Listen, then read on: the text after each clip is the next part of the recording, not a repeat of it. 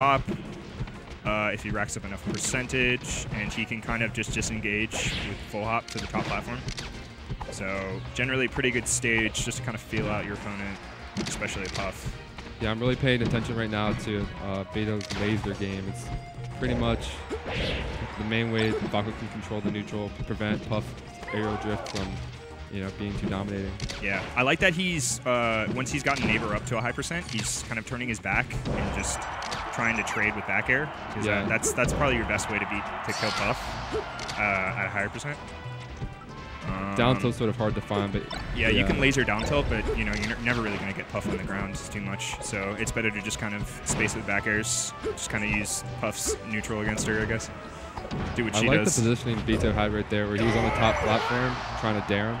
Yeah, he tried to go for the tech chase down air though, and got grabbed. So Neighbor's at kind of a high percent, I think. Yeah, definitely now. I think a strong back air will kill. We'll just have to see how Beto gets it. Okay, nice grab. Doesn't get the follow-up. Oh, no. Oh, my gosh. Yeah, down throw, up smash. Yeah, I like the charged up smash there. Because sometimes there can be some wonky stuff with, like, slip off with forward smash, especially if you're on the platform. Yeah, you might get, like, the vertical hitbox is not as strong. Yeah, so...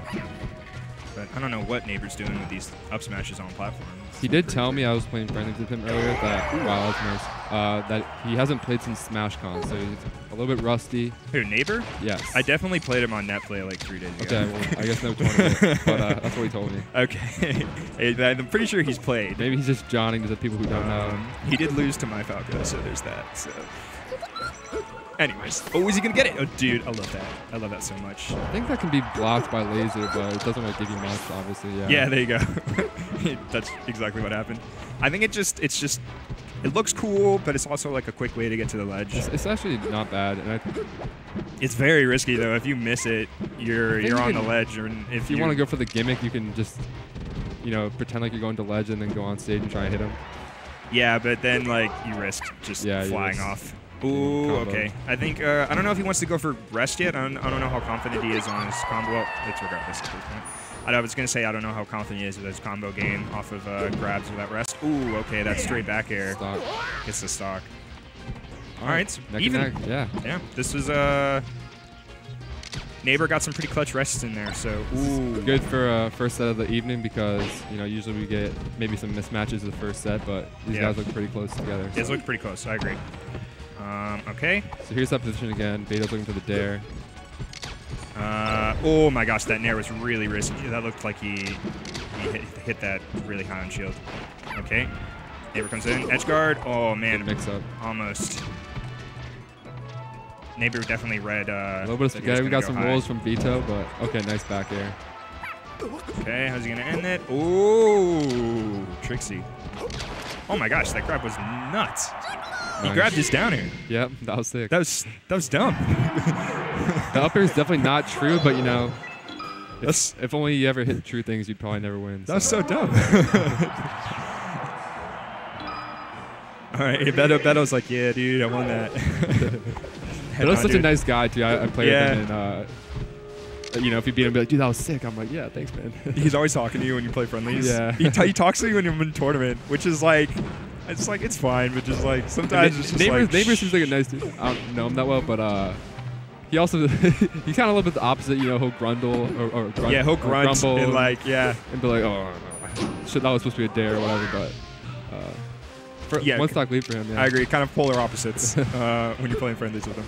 Not to say Neighbor's not a good guy, it's just, in Melee, everybody's got their own quirks. Some people get a little too into it, some people, you know, like to talk. I think Wife said it best in the documentary. You know, you have your own persona in Smash. That's why when I go to tournaments, I'll tell people my first name, but I like when they tell me about my tag. I know some people like that too. Dude, I tell that's like people call me Frostbyte. I'm like, yeah, it's like I'm clown. Just call me Sam, man. It's just like, oh, you're the opposite. I feel 12 if people call me Frostbyte. I can understand if you have Frostbite's fine, but if you have a goofier tag, you know. But I mean, I used to be Meat Pie back in the day, so I like meat pies. Okay. And I was significantly fatter. Anyways, back to the set. Oh, he tries to get the. Oh, all right. Yeah, Neighbor tried to get the follow-up on the up throws with Puff. Taking, what was that, like 40%? That was like 30. That was pretty solid. Ooh, he could have gotten a jab reset there. Okay, ooh, he tried to come in with pound and you got stuffed by Nair. Oh, okay. Nice DI. Okay. Neighbor's having a good punish game, you know. Yeah, he was definitely looking for a rest there. Yeah, but I agree. His tech chases off of up throw have been pretty good. Okay, they're just kind of spacing each other out because they're both kind of at kill %. Oh, man. A little greedy, but I guess if you're at 96, it's not a huge loss. Yeah, but like he could have done something else. Just combo him. Yeah. It didn't seem that guaranteed to go for it and risk you losing your stock, but there's another more. So yeah, there. That was nice. That was nice. 1 stock lead.